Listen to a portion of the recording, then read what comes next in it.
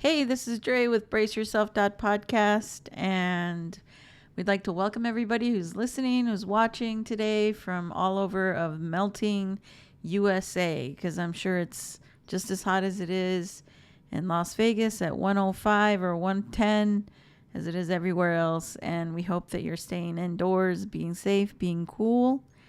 And today's podcast, we're not going to do the usual segments that we're used to. We're actually doing a special segment that we're going to start doing hopefully at least once a month. My guest today is Koo. And what we're going to do is we're going to preview movies that have something to do with mental health. So it's going to be like a little bit more of a fun project, but still include mental health in it. So we watched the movie The Goldfinch. Now, this movie came out in 2017. So sorry, there's going to be spoiler alerts. I mean, if you were going to watch it tonight, then I'm sorry. We got spoiler alerts. But we're going to talk about a couple of things that went on in the movie that we noticed that was mostly... First of all, I want to welcome Koo. How are you doing today, Koo? Good. I'm staying out of the heat. Staying out of the heat. Yep. So she's Staying gonna be cool. my co-host for the day, and so the movie The Goldfinch. If you haven't already seen it, it is about a bombing that took place inside of a museum, an art museum, or an art gallery. When a child was about, how old do you say he was? He was about maybe 7, 9. No, I think it was like 10 or 11. 11 maybe. Yeah. So Like he loses his mom in the terrorist attack, and so he goes to live with a family that is extremely well off, and Nicole Kidman plays his new, I don't know, his foster mom or his adoptive mom, whatever she becomes. She's the caretaker, in other words, and they have a full family. They have other kids. One kid who has bipolar, and a father who's seems to have some kind of anger issues too, but he doesn't show it too often. But he was also there at the bombing, was he not? In the beginning? his friend? Yeah, he gave him a ring at the beginning of the movie. So that guy, who's the older guy, I think his name is Wealthy. He's the main character's love interest uncle. Ah, right. So yeah. So in the movie, we saw that Theo, that was the young man's character, Theo Decker, who's played by Oaks Pegley when he was young. But later in the day, or in the movie, when he grows up, he's played by Ansel Elgort, I believe is how you pronounce his last name. And Yeah. so in it throughout the movie, it seems like he continues to experience loss, and he continues to experience grief through his life. First off, like I mentioned, his mom was killed in the bombing of the art gallery in a terrorist attack. Then he went to live with his family that was well off, but who decided to take care of him. But then he was met by his father, who was played by I forget. Vince. No, not Vince. Not Owen Wilson. It's Owen Wilson's brother, Luke Wilson. Owen Wilson. Luke Wilson. Yeah. Luke Wilson Yes. played his dad, his biological father, and Sarah Paulson played the girlfriend Mm-hmm. of the dad. And so but in the movie you realize quite quickly that the father came because he knew that the kid had a lot of money, had inherited money. And so um wouldn't you say that Luke Wilson's parental role in that movie was somewhat like with not good intention, obviously. No, I mean he just showed up for the money.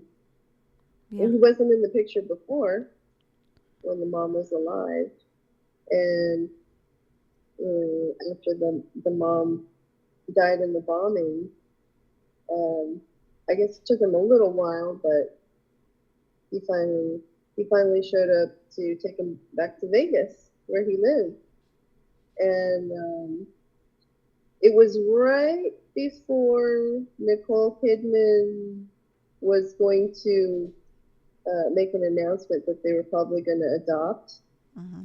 Theo. So it was very upsetting for Theo. So he he kind of experiences another loss there. Nicole Kidman was becoming a mother figure for him, and it was like losing his mom all over again, kind of. Mm-hmm. And it looked like Nicole Yeah. Kidman's role too was very reserved, but yet you could tell she held a very soft spot in her heart for him because he was obviously so exposed to so much at such a young age. And then we were introduced to a different character when Theo was taken back to Las Vegas, coincidentally where I live, um, and he met a friend named Boris, and he was Russian. He was there. They were about the same age, I think, and he could have been a year or two Yeah. older. And Theo confided in him that he had taken a book that was his mom's, or not a book, I'm sorry, a painting that his mom expressed to him that it was his favorite, that it was her favorite Mm-hmm. painting in the gallery that had gotten blown away. And he had had a chance to capture that painting, and that painting was worth so many millions of dollars, as most art is after the painter passes away. But so the friendship starts to grow. They start to be really good friends. But then someone has to move away, and I don't remember exactly. Was it Boris that moved away to New York? No. Well, what happened was Theo's father was a gambler, and he owed money to uh, a shady character with a cowboy hat who shows up Oh yeah. looking for the dad. And then Theo just comes home one night, and Sarah Paulson's character is crying, and she's saying that his dad died, and he went out in the desert, and the implication is that the guy in the cowboy hat probably took him out because he owed him a lot of money. Right. And um, so Theo doesn't want to wait for child services to come and figure out what to do with him next. So he just decides to leave and go back to New York on his own. So he's might be around 12 at that point or something. Yeah. Yeah. 12 or 13, something like that. Yeah. And he asks Boris to go with him, but Boris doesn't go because Boris is feeling guilty because he stole the painting Yeah. from him. Yeah, and then Theo ends up growing up and becoming quite successful on his own, going to school and becoming successful financially, and is supposedly getting married, but then decides this is not the world he wants to live in, because he finds out his fiance is cheating on him anyway. But he kind of, the character just, you see the softness about him that says he's not part of the corporate world. He's not part of this extravagant lifestyle. He's actually empty inside. He's got this emptiness that needs to fill, this void that he needs to fill, and that's from all the grief that he's experienced. And I think a lot of us, when we lose the one person or a couple of people, because sometimes, we can lose so many people in our families. We can lose friends to death, families to death, and our family members, and we may feel sad, but we're able to kind of sort of go on with our lives without feeling such a great void.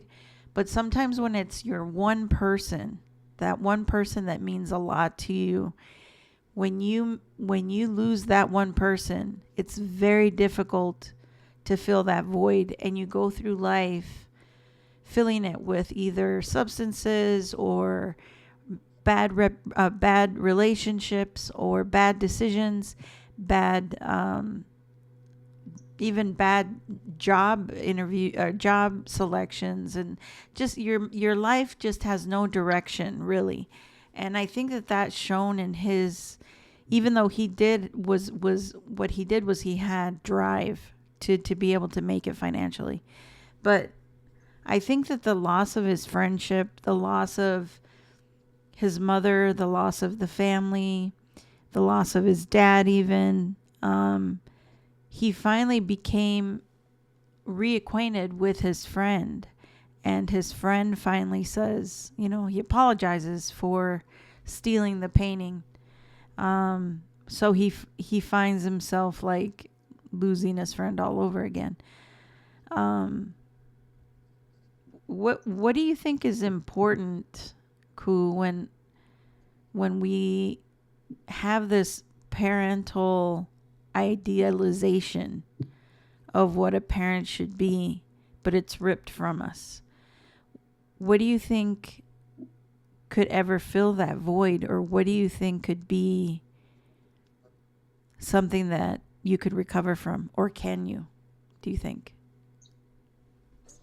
Well, in the film, he finds Nicole Kidman's character, and she kind of becomes his new, maternal figure. And then he also finds another father figure in the furniture, the guy that restores furniture, and his name's slipping my mind right now. Oh, yes. Welty, in the museum, Welty sends him, he gives him the ring, and he says, go and find him, and that man becomes his father figure. He takes him in, and he lives there, and he grows up around these antiques, and he makes his way that way, and he's definitely a survivor, in more ways than one. I mean, his character goes through a lot, but he is also a bit of a drug addict.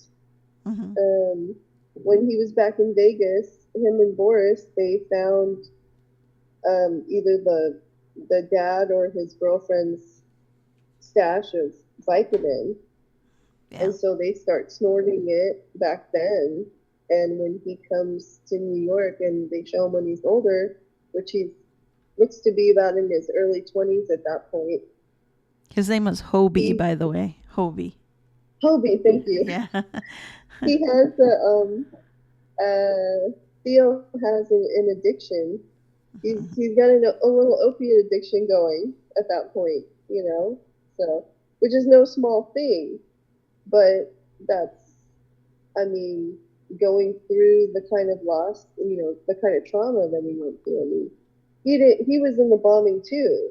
Yeah. He got blown up and he was surrounded by dead bodies in the film. It wasn't just his mom who died, all these people died around him. And Welty dies right in front of him after talking to him, and Welty is the one who gave him the queen and said, "Take it," Yeah.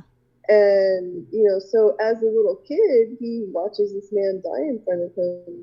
That's really traumatic, So he really went through a lot, and excuse me, he goes through his life, and he finds other people, and like a mother figure and a father figure, and um, friends. He makes friends too. He has these relationships, and it's not easy. It's not easy for my, and there's no sense of him going to therapy. Yeah. They're not really showing him at the therapist's office either. Yeah, He just it's weird how some people can, I don't know. I don't know if it's therapy, because therapy is such a mix, um has such a mixed review. Either you go to therapy and it helps and you're doing great and you're making strides and you're just changing your life. I've never experienced that yet, but I've been to therapy on and off for my whole entire life. Well, at least since I was 19. But it seems like it's repetitive sometimes. You get tired of it. Or I'm in therapy now where I'm feeling like, well, you actually have to put in the work for it to kind of help out. But in the movies, I think it's portrayed more so like soul searching type of situation, perfect, idealistic therapy. But I don't know. I don't know. What do you think about that?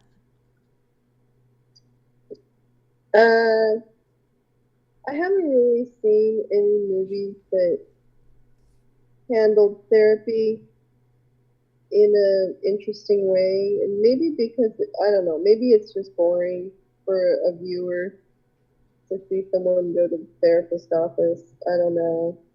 Um, Theo definitely probably needed some therapy. Yeah. The I movie, mean, yeah. but it's I like the way, like when he came back to New York and they show him, he runs into his friend Andy, older brother, who um was kind of like rebellious, going through some stuff back when he was younger, and he's the one who brings him back to his mom, to see his mom, because Andy had died and the husband had died, I guess, and it looked like Nicole Kidman's character was in a bit of a depression. Mm-hmm. So she was just kind of laying in bed, and he brings Theo, and he's like, "Mom, I've got a surprise for you." And she turns on the light, and she totally recognized him right away, even though Yeah. he was way older, and Yeah. But she looked very happy. So as reserved as she was, like you said, she definitely loved him like a son. In fact, the whole family, which I thought was really neat, the whole family seemed to really embrace him. Yeah. Yeah.